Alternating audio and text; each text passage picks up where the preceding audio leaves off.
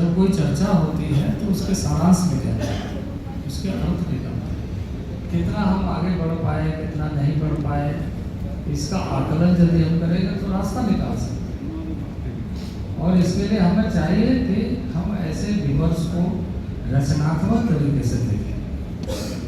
रचनात्मक तरीके से यदि हम देखेंगे, क्योंकि आलोचनात्मक ढंग से तो हम कहीं भी बात कर सकते हैं, उसके बहुत मंच मिलते हैं। हमने ये कहा कि मैंने जैसे कहा पंचायत की जो व्यवस्था है, देखिए एक स्तर नीचे से लेकर के ऊपर तक बनी हुई है लोकतंत्र की। क्योंकि देश में जब चर्चा हुई कि देश में लोकतंत्र होगा, सबका देशवासी का अपना एक संविधान होगा और सबका प्रतिनिधित्व होना चाहिए, तो इतना बड़ा पंचायत तो बन नहीं सकता था कि देश के सारे लोग एक साथ बैठे।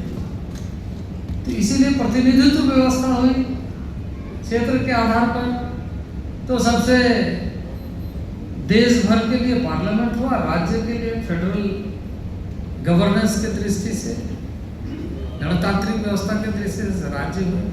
उसी तरीके से एक जिला, मैंने कहा ना 3 सरकार काम करती है, एक देश की सरकार, एक राज्य की सरकार और एक डिस्ट्रिक्ट की सरकार। और डिस्ट्रिक्ट के नीचे त्रिस्तरीय है और डिस्ट्रिक्ट से ऊपर त्रिस्तरीय है।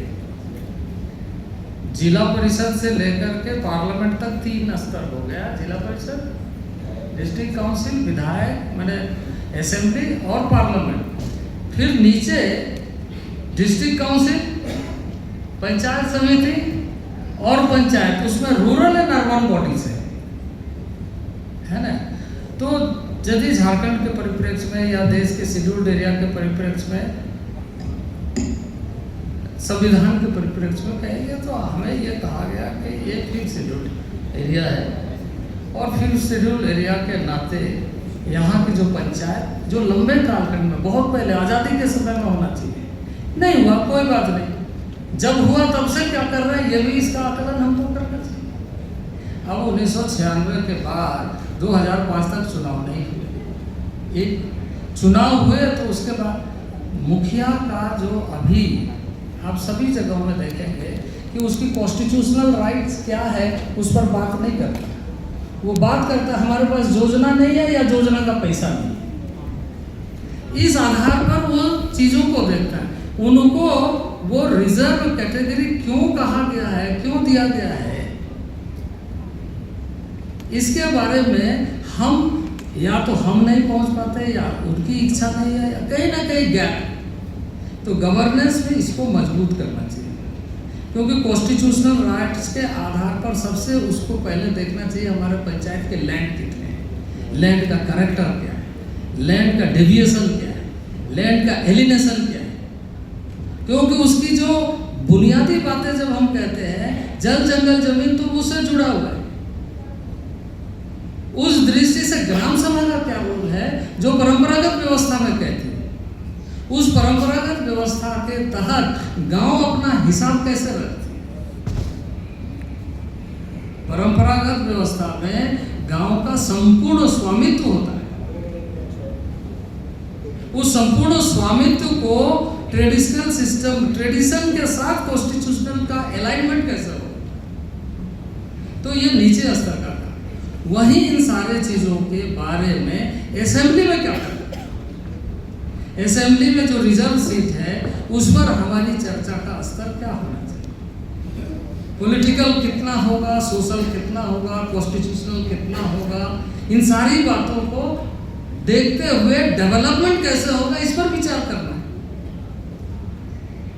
इन सारी बातों को ध्यान में रखे बगैर सिर्फ डेवलपमेंट की बात सिर्फ हम नहीं सोच सकते, फिर तो सिर्फ काया और माया हो कि सुंदर दिखे और अर्थ हो। उस दृष्टि से हमारा गवर्नेंस नहीं है। क्यों? हम एक कबीला के दृष्टि से धीरे धीरे करके इवॉल्व होते हुए हम आगे बढ़ रहे हैं और ये एक सिस्टम है। हम ट्रेडिशनल सिस्टम में ट्रेडिशनल हेडमैन क्यों चुनते हैं? क्योंकि वो उस कबीला का हेड है और उसकी मान्यता है, सामाजिक मान्यता है, धार्मिक मान्यता है, परंपरागत मान्यता है, सांस्कृतिक मान्यता है। और उस मान्यता के साथ अनुपालन करते हुए देखना और उसका रिस्पेक्ट करना। पंचायत का मुखिया यदि किसी गांव में जाता है, उसकी अध्यक्षता मुखिया नहीं कर सकता, ग्राम सभा का अध्यक्ष करेगा, मुखिया वहां बैठेगा सर। तो ये रिस्पेक्ट के साथ कैसे हम डेमोक्रेटिक प्रोविजंस को, डेमोक्रेटिक राइट्स को आगे लेकर के चल सकते हैं, जहां नीचे में जरूरत है वहीं असेंबली में भी और पार्लियामेंट में। और पार्लियामेंट में 2009 का मैंने जो पार्लियामेंट में बातें कही है उसको कभी पूरी ध्यान से सुन लीजिए तो आपको बहुत सारी चीजें स्पष्टता आ जाएगी कि ट्राइबल एरिया क्या है।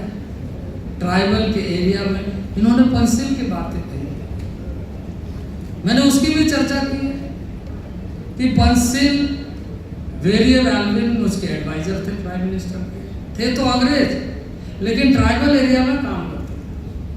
और ट्राइबल के नाम से ट्राइबल का रिसर्च पेपर यदि किसी ने पहले लिखा तो वेरियर एल्विन ने लिखा।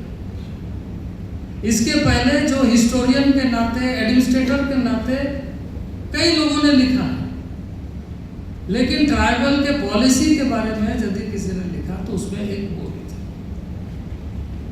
और उस दृष्टि से कहा कि ट्राइबल का जो पहला कैरेक्टर ये होगा, पॉलिसी ये होना चाहिए कि ट्राइबल वर्ग जब आप इन्वेस्टमेंट करो कि उसके डेवलपमेंट के लिए हम खर्चा कर रहे हैं तो आंकड़ों की खेती मत करो, आंकड़े पर उसको मत देखो, क्योंकि आंकड़े वैसे ही होता है कि दवा में हमने बहुत खर्चा किया पर पेशेंट बचा नहीं, दवा इलाज हमने बहुत कराई पर खर्चा बहुत होने के बाद भी पेशेंट बचा नहीं। तो पेशेंट अगर नहीं बचा तो इलाज में जितने खर्च हुए पर उसकी लॉन्जेविटी अगर बढ़ गई तो इतना % उसकी लॉन्जेविटी बढ़ी। इतनी बातें कैसे, बाकी कोई विषय और आएगा तो हम उसमें चर्चा करेंगे। दादा आपसे राजेश दास ये सवाल है कि